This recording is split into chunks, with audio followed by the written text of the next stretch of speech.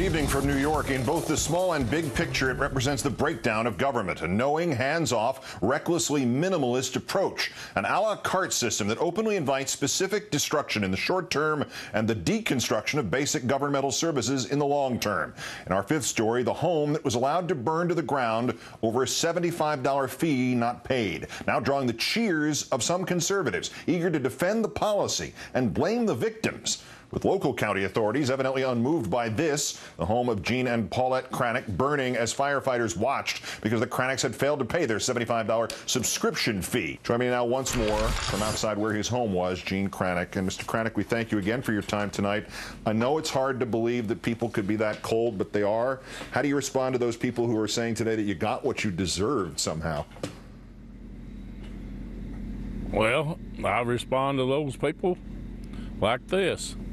Wait till the shoe's on the other foot, on their foot, and see what happens.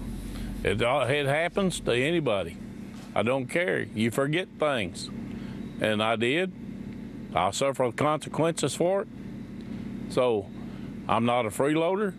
I've worked all my life for everything I got. They have waived these fire fees before.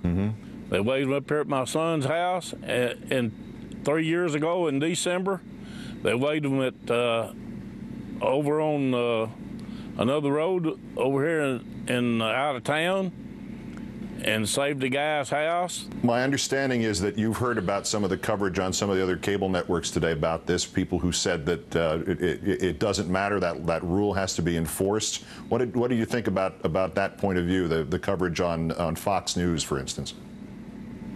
Well, I'll say to those people that they don't know the whole story about everything, and they shouldn't be judging people when they don't know what they're talking about.